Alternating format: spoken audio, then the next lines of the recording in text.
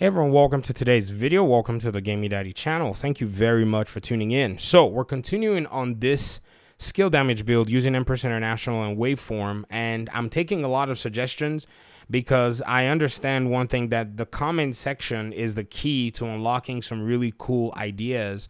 And for me, I'm more of a very slow to reach the build person. I don't swap builds that frequently. I use one build for at least 3 to 6 months, in some cases about a year. I found myself in a position where I just leave my build the way it is, and I'll use a whole build for a calendar year and just play almost every mission with it, except there are specific cases. So for the longest time, I keep running my my status effect build. I like that build. That build is actually very powerful if you know how to use it. And from what I saw today, it still reminded me of how good it is.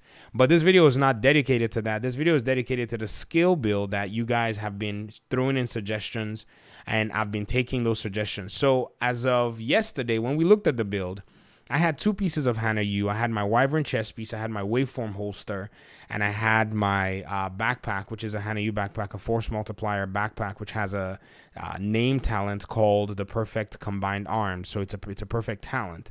And I was able to put this together and all I did was I swapped the mask. The mask was a Hana U mask, and I swapped that mask to an Empress International because one person in the comment section said, hey, you might want to check out the skill efficiency. That actually gives you a better return on investment if you were to use it. So I was like, oh, you know what? I didn't even think about that. That just kind of skipped my mind. So I appreciate that, the comments that, were to that effect.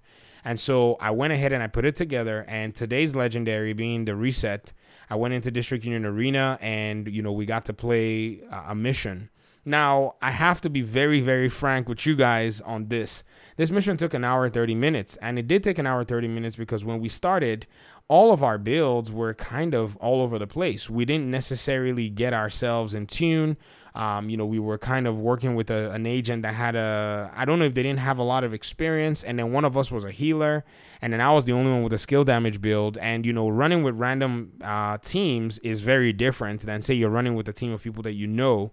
If one of my clan members on PlayStation said, hey, you need to show up on PlayStation this week so we can actually show you our speed runs. So I really want to speed run a legendary mission. I don't think I've ever speed run a legendary mission before. Of all of them I've played, they've all been painstakingly anywhere from to about 1 hour 30 minutes if you were weighing the time.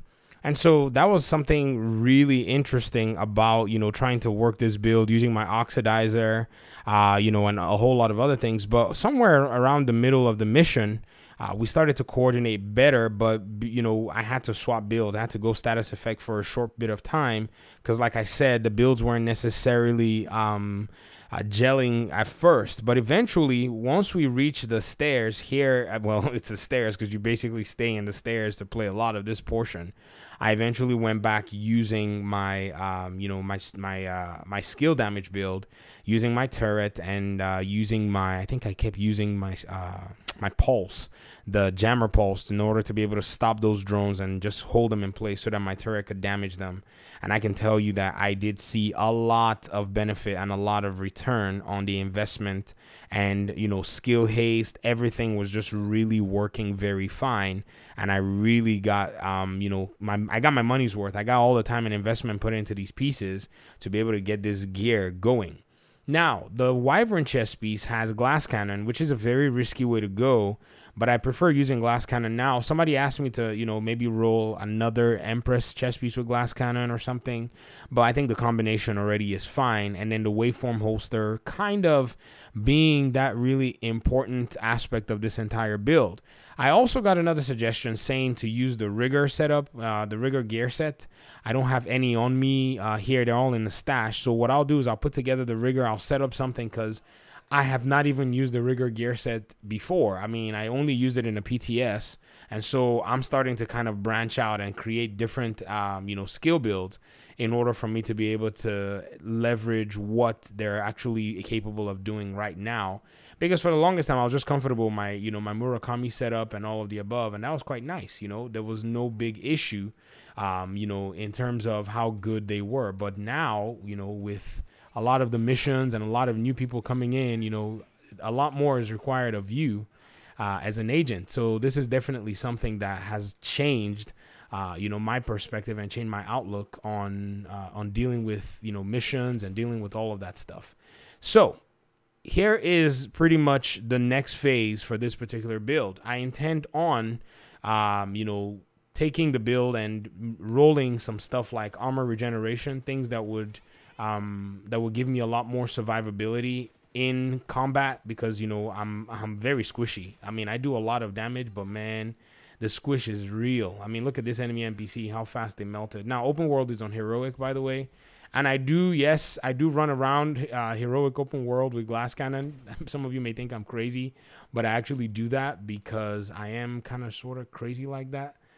There's nothing wrong with that anyways, in my opinion. You got to learn how to really use it. So if you're not comfortable using glass cannon, I would not suggest that you use it. If you're comfortable using it, if you don't mind, some people use the sacrifice chest piece. I saw another content creator and colleague of ours, Clint Flairwood. He basically is insane. He was using the sacrifice, and I was like, man, I thought I was crazy using regular what's the name, the glass cannon, but he's using the perfect glass cannon, which is actually on a chest piece for the Providence gear system. So these are a few things for consideration. Some people have said, why not use that? Why not go that direction? I thought, that might be a good way to actually go. And, who knows? It might give me a lot more benefit when I put it all together. But that's pretty much it for me, folks. I just wanted to go ahead and show you guys this build somewhat in action here. I mean, I can show you some legendary footage, but I don't know if you want to watch an hour, 30 minutes of pain that we had to go through, because that legendary was quite different, if you get what I mean. It wasn't your normal legendary runs that I usually get. Oh, I'm getting surrounded. This is how you play glass cannon, man. You just bounce. You set up your skills and you disappear, or you stay in a place where no one's going to find you, and then you go from there. Ooh, somebody hit with a grenade. That guy just melted one time. That's a grenadier. Let me see if I can take him out from here, or take her out from here. Man, these enemy NPCs in the open world, they hide too much, man. Y'all play too much. Look how far that one's already traveled, huh? Look how far you traveled. You don't want to die. You just want to keep messing around. Yes, shoot them. Honestly, if I had a status effect build, and this is what I was trying to look and say, if I had a status effect build, these guys will all be done by now. Just one puff and they'll be toast, every single one of them. But anyways, you see the build, it's doing a good job. Oxidizer is a little weird. You got to really know how to use it. It doesn't really work in open world. I have to swap to a drone in this situation to get the very best out of it. But this was the build that I used to run this legendary mission, so that's what I have to show you guys here. Anyways, leave comments in the comment section. Leave any suggestions you might have.